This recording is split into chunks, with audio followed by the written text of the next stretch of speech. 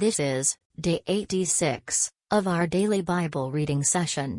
2 Samuel, chapter 16.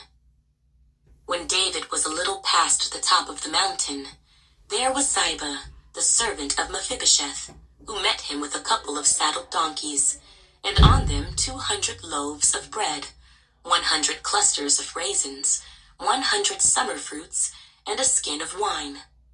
And the king said to Ziba, "What do you mean to do with these?" So Ziba said, "The donkeys are for the king's household to ride on, the bread and summer fruit for the young men to eat, and the wine for those who are faint in the wilderness to drink." Then the king said, "And where is your master's son?" And Ziba said to the king, "Indeed, he is staying in Jerusalem, for he said, 'Today the house of Israel will restore the kingdom of my father to me.'" So the king said to Ziba, "Here, all that belongs to Mephibosheth is yours." And Ziba said, "I humbly bow before you, that I may find favor in your sight, my lord, O king."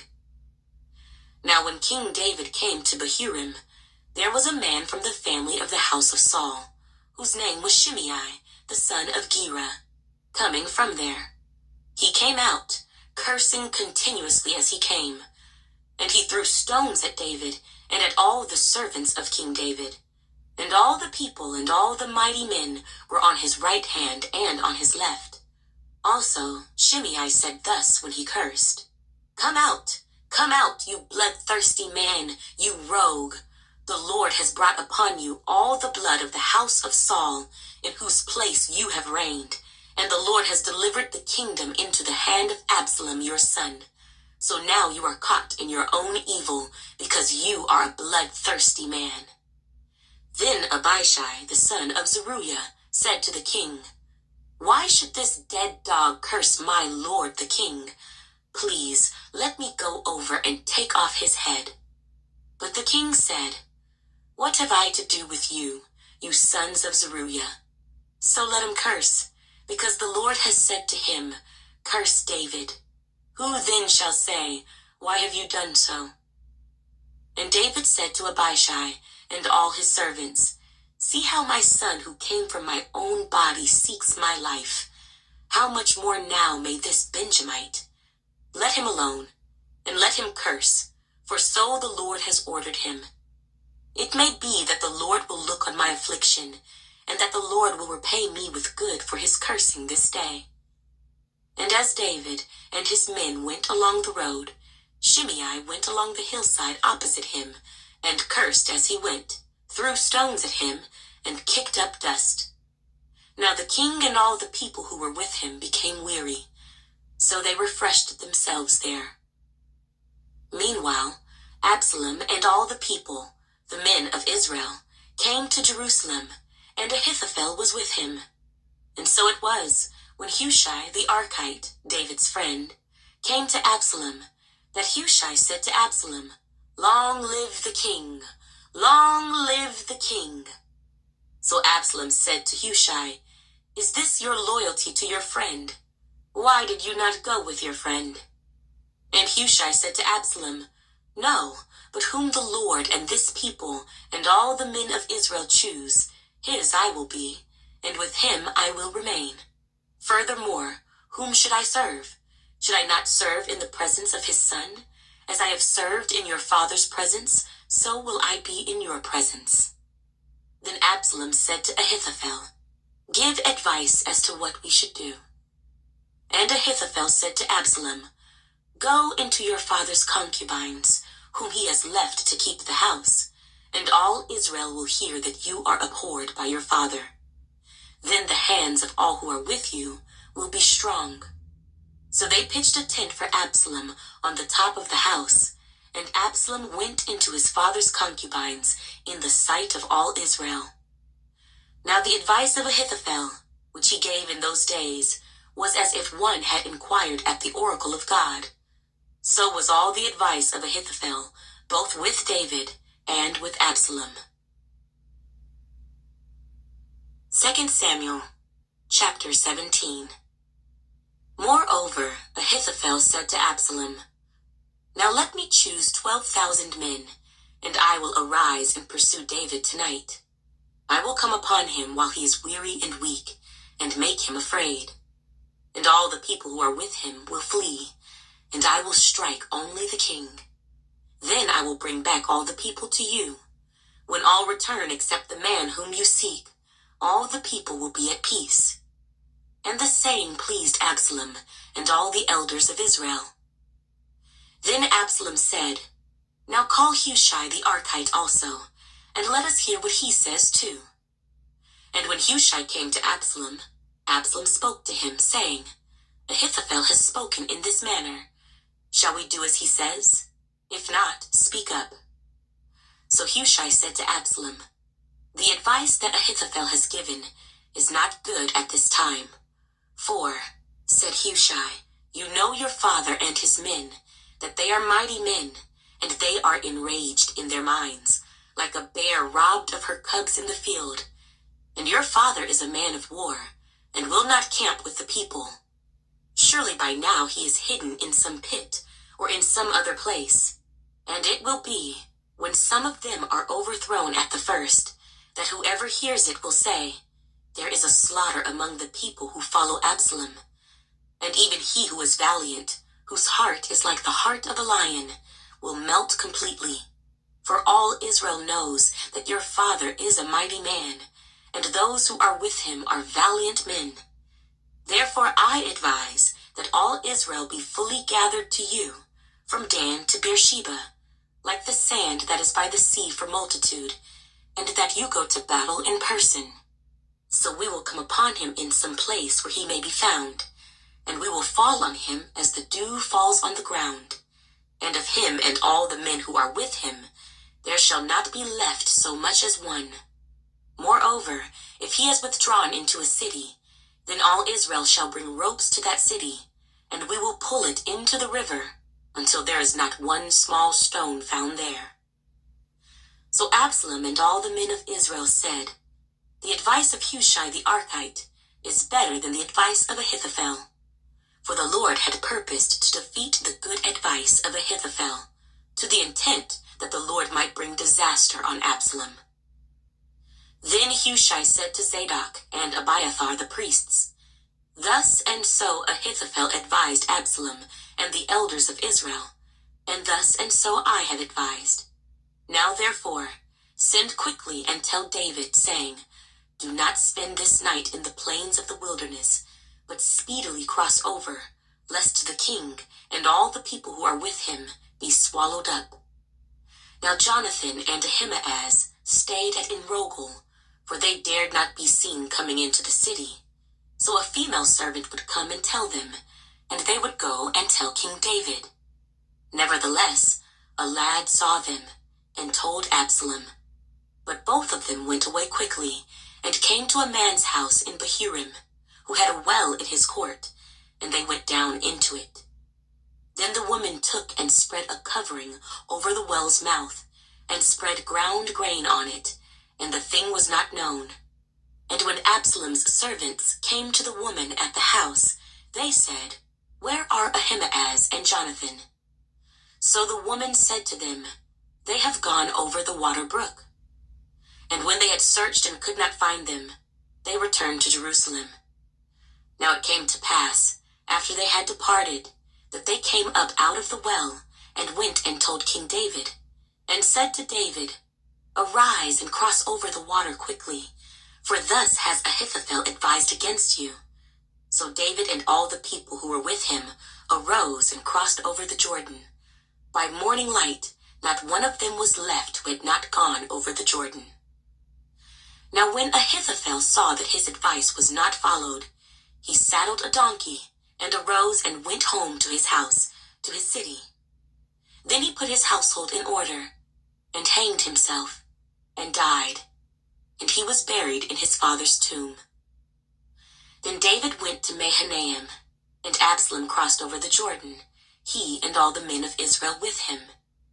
And Absalom made Amasa captain of the army instead of Joab. This Amasa was the son of a man whose name was Jithra, an Israelite, who had gone into Abigail, the daughter of Nahash, sister of Zeruiah, Joab's mother. So Israel and Absalom encamped in the land of Gilead. Now it happened, when David had come to Mahanaim, that Shobai, the son of Nahash from Rabbah, of the people of Ammon, Machir, the son of Ammiel, from Lodebar, and Barzillai, the Gileadite from Rogelim, brought beds and basins, earthen vessels and wheat, barley and flour, parched grain and beans, lentils and parched seeds, honey and curds, sheep and cheese of the herd, for David and the people who were with him to eat. For they said, "The people are hungry and weary and thirsty in the wilderness." 2 Samuel, chapter 18. And David numbered the people who were with him, and set captains of thousands and captains of hundreds over them. Then David sent out 1/3 of the people under the hand of Joab, 1/3 under the hand of Abishai, the son of Zeruiah, Joab's brother, and 1/3 under the hand of Ittai the Gittite. And the king said to the people, "I also will surely go out with you myself."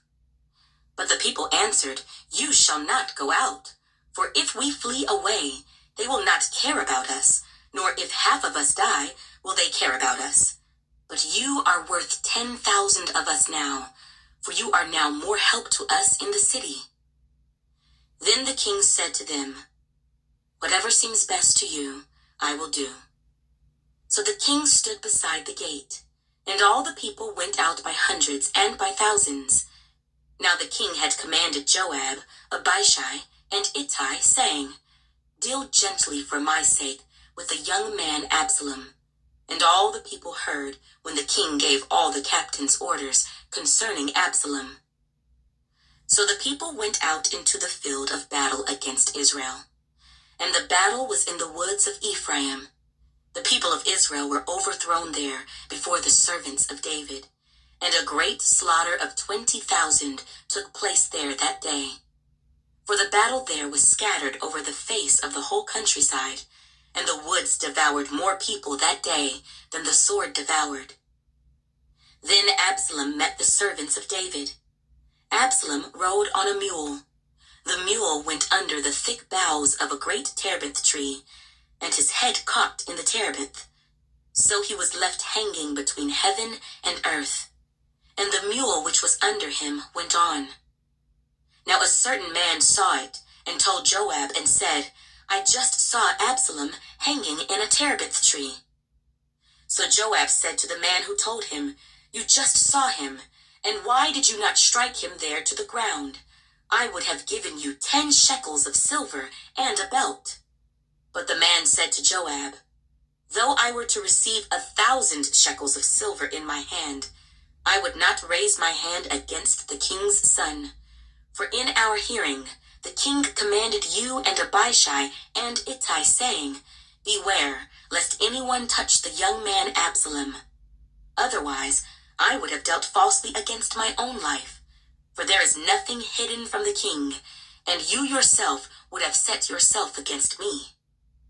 Then Joab said, "I cannot linger with you." And he took 3 spears in his hand, and thrust them through Absalom's heart, while he was still alive in the midst of the terebinth tree. And 10 young men who bore Joab's armor surrounded Absalom, and struck and killed him. So Joab blew the trumpet, and the people returned from pursuing Israel, for Joab held back the people. And they took Absalom, and cast him into a large pit in the woods, and laid a very large heap of stones over him. Then all Israel fled, everyone to his tent. Now Absalom in his lifetime had taken and set up a pillar for himself, which is in the king's valley, for he said, "I have no son to keep my name in remembrance." He called the pillar after his own name, and to this day it is called Absalom's monument. Then Ahimaaz, the son of Zadok, said, "Let me run now and take the news to the king, how the Lord has avenged him of his enemies." And Joab said to him, "You shall not take the news this day, for you shall take the news another day. But today you shall take no news, because the king's son is dead." Then Joab said to the Cushite, "Go, tell the king what you have seen." So the Cushite bowed himself to Joab and ran. And Ahimaaz, the son of Zadok, said again to Joab, "But whatever happens, please let me also run after the Cushite."